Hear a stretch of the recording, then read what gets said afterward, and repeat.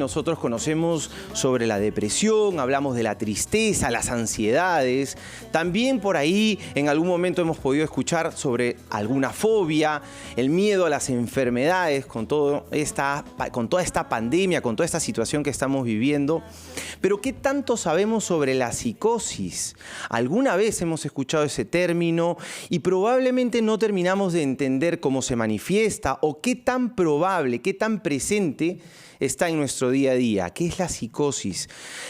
¿Por qué es tan importante poder identificarla para de esa manera no, y estamos hablando y es importante, no para discriminar a la persona que pueda estar viviendo una situación como tal, sino para poder ayudarla?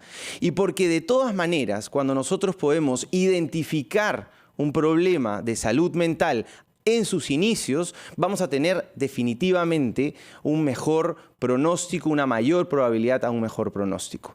Vamos a estar hablando con Gabriela González, que es médico psiquiatra y jefa del Centro de Salud Mental Comunitario Honorio Delgado, a quien le damos la bienvenida. Muy buenas tardes, doctora. ¿Cómo está? ¿Qué tal? Buenas tardes. Muchas gracias por la invitación y qué importante poder compartir este tema que nos impacta a todos, ¿no? A nivel social. Definitivamente, bienvenida al programa.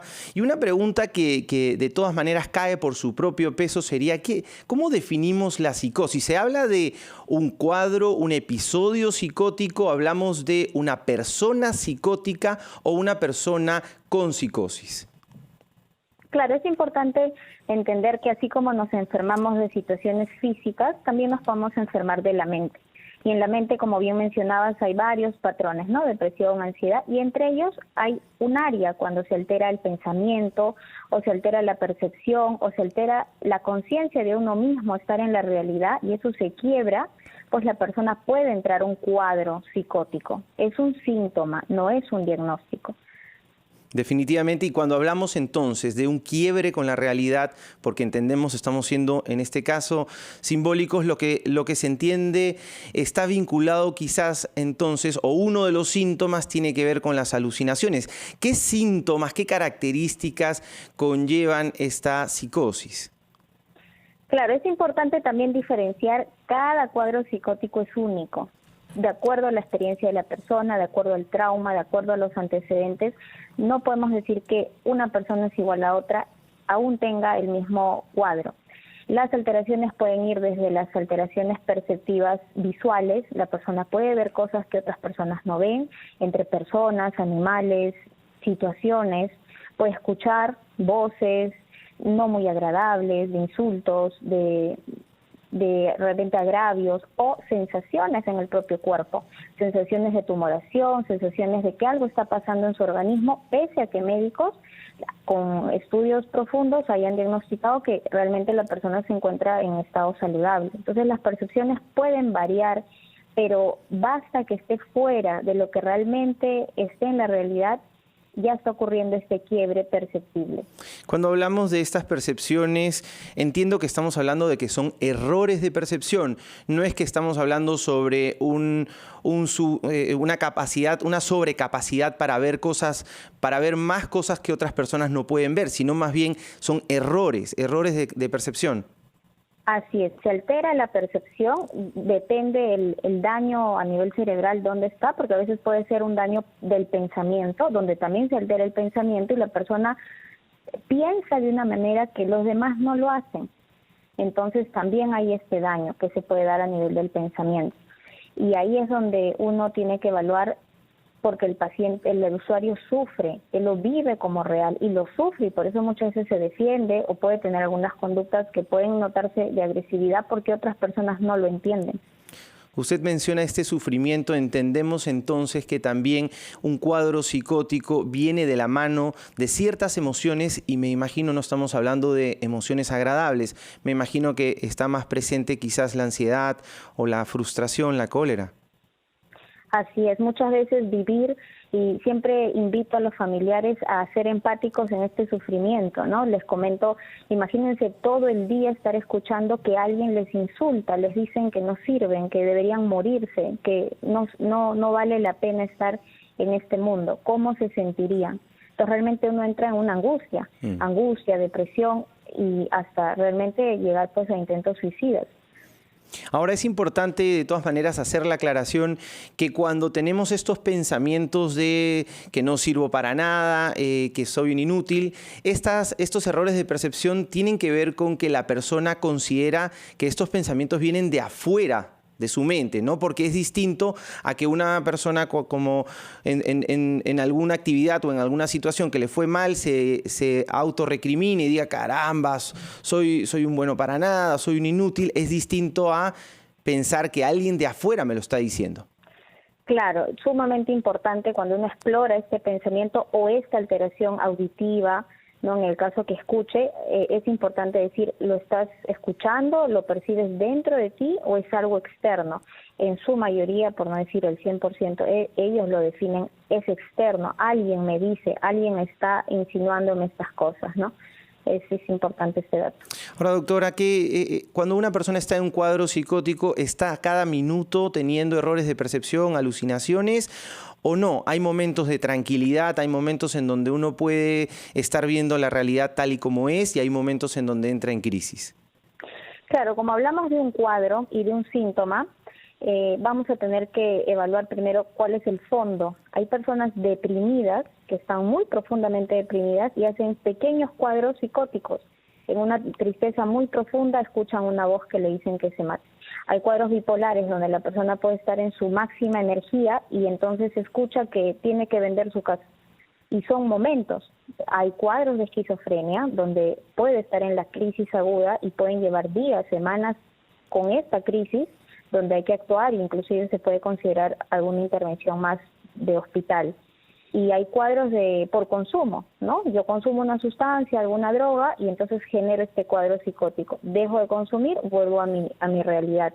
Entonces habría que explorar cuál es el fondo de este síntoma que está apareciendo.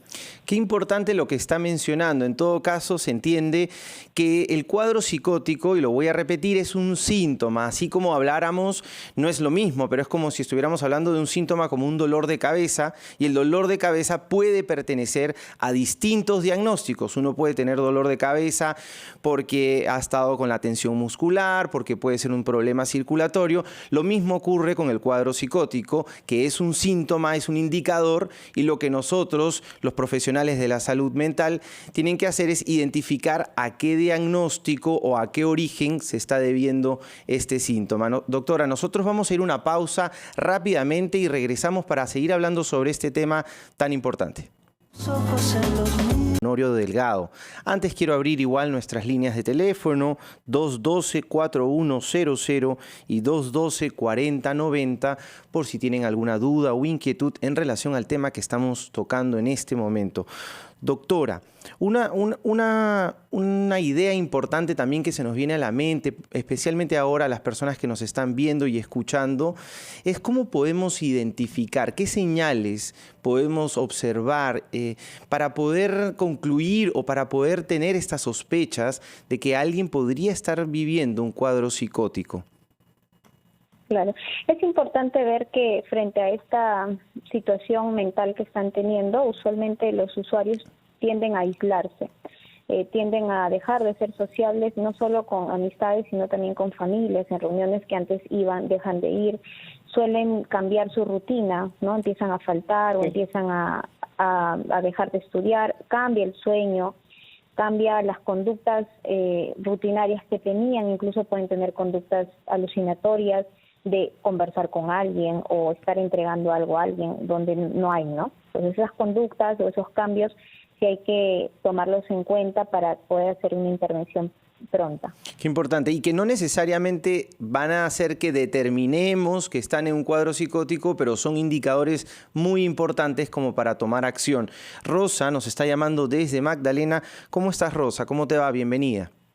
Buenas tardes, muchísimas tardes. gracias más bien a ustedes por darnos la oportunidad y poder tocar este tema, ¿no? Y poder no solamente preguntar, bueno, en este caso, preguntar y dar mi testimonio, ¿no? Me parece importante. Cuéntanos, Rosa, te escuchamos. Bueno, justamente le quería comentar a la doctora. Tengo mi papi que tiene 88 años. A inicio, más o menos en el mes de febrero, en marzo, abril, le detectaron COVID. Entonces, su COVID estuvo controlado, pero a raíz de eso le afectó neurológicamente. Y hace ya cuestión de 4 meses, más o menos, le detectaron y le diagnosticaron demencia senil. Okay.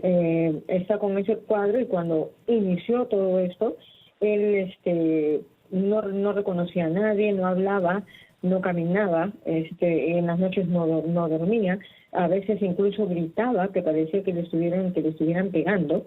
Y a mi mamá y a mí nos asustó, porque, o sea, nunca habíamos visto pues a una persona así, y primera vez que nos enfrentábamos a un cuadro de esta magnitud, ¿no? Bueno, gracias a Dios, ahora, de hace un par de meses aquí, ya mi papá come solo, se viste solo, ya habla, ya camina, pero de todas maneras sí su mente obviamente no regresó, porque él tiene periodos o cree que todavía está trabajando, porque él ha trabajado en la policía, que está trabajando, me pide a mí, por ejemplo, hazme informes, hazme tal informe, hazme papeles, porque él también aparte trabajó en una compañía de policía particular, era supervisor, y como le digo, por momentos sí tiene su lucidez, pero en la mayor parte, o sea, cree, como le digo, que es en la época que él está trabajando. Ahora, ¿no?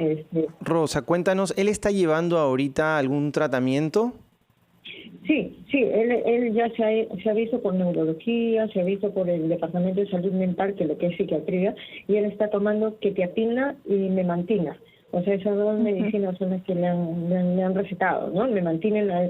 Quetiapina en la noche para poder dormir, y la memantina, o sea, llámese en la mañana o en la tarde, para poder mantenerlo, o sea, también tranquilo, sin que esté estresado o esté así inquieto, ¿no? Okay. Esas dos medicinas son las que está tomando.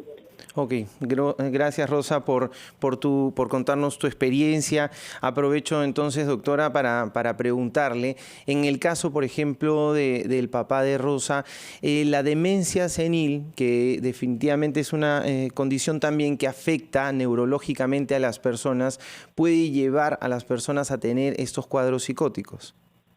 Claro, como comentaba anteriormente, hay que ver el fondo, ¿no? Y dentro de ese fondo también está el cuadro de demencia cuando aparece la psicosis en adultos mayores. Y como comentaba Rosa, fue de pronto, ¿no? De pronto, hace 4 meses recae y de pronto empieza a aparecer estas conductas psicóticas dentro de un fondo de una demencia, que también se puede ver y se medica muy bien con la quetiapina, que es un antipsicótico. ¿Por qué se da de pronto? ¿La afección neurológica es muy aguda, muy intensa? No, en el cuadro de demencia hay un daño a nivel de la masa cognitiva, se va reduciendo. Entonces, al haber reducción de la masa, de pronto puede haber algún daño, alguna alteración límbica, donde va la memoria, va el tema también de las alteraciones perceptivas. Entonces, puede haber daño ahí y por eso ocurre como una psicosis aguda, de pronto. Okay. No es algo pues que el señor desde los 40 o 20 viene generando esta sintomatología, sino ocurre como añadido al cuadro de fondo que es la demencia que está teniendo el señor. Ok, gracias, doctora. Más bien vamos a escuchar ahora a Sebastián, que nos está llamando desde Arequipa. Sebastián, ¿cómo estás? Muy buenas tardes. ¿Cómo le va? Buenas tardes. Buenas tardes. Gracias, obviamente, por la orientación de la doctora. Va a ser valioso, obviamente, esa experiencia un poco y la especialidad, obviamente, muy aguda. Se trata de un familiar muy cercano, un jovencito de 22 años, ¿cierto?, que ha estado padeciendo, él tenía el diagnóstico de síndrome de Asperger, ¿correcto? Y ya sabemos, obviamente, todo lo que es la sintomatología que conlleva, obviamente, todo lo que es el Asperger. Después de este periodo de la pandemia, ha sido un cambio total, obviamente, en todos sus hábitos y costumbres, y ha sido uno de los jovencitos más afectados, obviamente, por este encierro y por este cambio de actitudes, de habilidades, porque él era un jovencito con muchas habilidades. Él estaba en la universidad, con eso ya les digo todo, y obviamente tocaba instrumentos y todo más o menos estaba estable. De un tiempo a esta parte, obviamente, en ese periodo ha sido bastante afectado, pero hace 4 meses se le aplicó la primera vacuna, por sugerencia, obviamente, del centro médico donde acudía. A la semana de la aplicación de la primera vacuna fue un derrumbe total, obviamente, de todo lo que se había ganado, obviamente, en todo su periodo, obviamente, de desarrollo para sobrellevar la condición de Asperger. De hecho, desde esos 5 meses a esta parte, un deterioro total, obviamente, desarrollo de su aprendizaje, y es más, está comenzando a presentar obviamente estos cuadros psicóticos que nos hace referencia la doctora. Le agradecería, por favor, de hecho, ha sido la vacuna, solamente se le ha aplicado la primera vacuna, obviamente no se le va a aplicar la segunda, pero ha sido el gatillante, obviamente, para desencadenar este desmoronamiento de ese proceso de desarrollo que ha tenido en su anterior etapa. Ok, Sebastián, gracias por compartir tu experiencia, y lamentamos que haya habido este retroceso en este chico de 22 años. Y aquí viene una pregunta importante en base a lo que nos está trayendo Sebastián, doctora. ¿Qué podemos decir sobre la relación entre la vacuna y un cuadro psicótico? ¿Existe una relación real? ¿Está comprobado o no? ¿O no necesariamente existe un vínculo tan directo? Bueno, realmente actualmente no estamos manejando información médica con estudios clínicos que nos evidencien tal efecto. Sin embargo, sí le podría comentar a Sebastián que el síndrome de Asperger es una condición predispuesta a tener síntomas psicóticos a lo largo de su vida. Y hay eventos como, por ejemplo, la pandemia. Habría que evaluar cómo está viviendo este joven de 22 años la pandemia, incluso la exposición a la vacuna, qué temores ha estado teniendo previamente, para que, digamos, pueda haber generado este cuadro psicótico, si es que hay un fondo ansioso, un fondo depresivo o la misma predisposición, como les comento, que el síndrome Asperger de por sí puede generar. No hay evidencia científica actualizada sobre el tema de la relación direccional entre vacuna y síntomas psicóticos por el momento. Qué importante lo que está mencionando, ¿no? Porque no necesariamente podemos caer en ser tan específicos al decir que es el líquido que está en la vacuna necesariamente lo que puede haber estado gatillando esta situación, sino que hay otras variables que están en juego durante el proceso de la vacuna, y puede ser que las mismas ansiedades, las preocupaciones que uno trae o que la familia tiene, la tensión durante el proceso. Hay otro tipo de factores que inclusive teniendo esta predisposición, como usted está contando, podrían estar influyendo en que haya un retroceso o que aparezca un cuadro de psicosis. Así es. Ok. Nos está llamando Sharon desde Lince. Sharon, ¿cómo estás? Muy buenas tardes. Bienvenida al programa. Buenas tardes. Mira, doctora, a mi hija la están atendiendo en un centro comunitario acá en la Victoria. A ella le han detectado ansiedad crónica, ¿ya? Ella está en la universidad y hay veces le duele la cabeza, sueña, se acuerda del sueño, todo. Hay veces, ¿cómo le digo, doctora? Cualquier cosa que le digo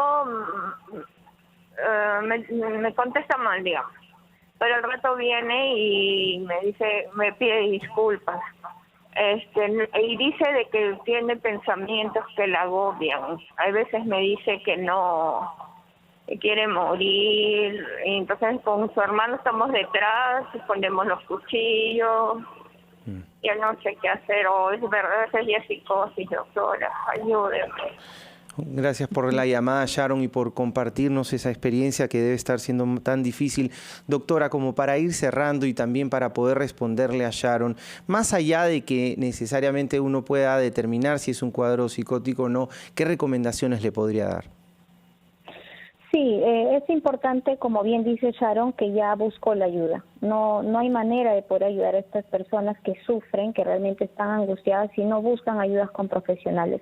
Como bien comentó Sharon, actualmente tenemos 206 centros de salud mental comunitarios a nivel de Perú, y entre ellos es uno el que ella comenta, ¿no? El de la Victoria. Conectarse con su profesional, tener una alianza terapéutica, que le expliquen, porque realmente son conceptos tan diversos que uno termina confundiéndose, y es bueno tener una buena psicoeducación.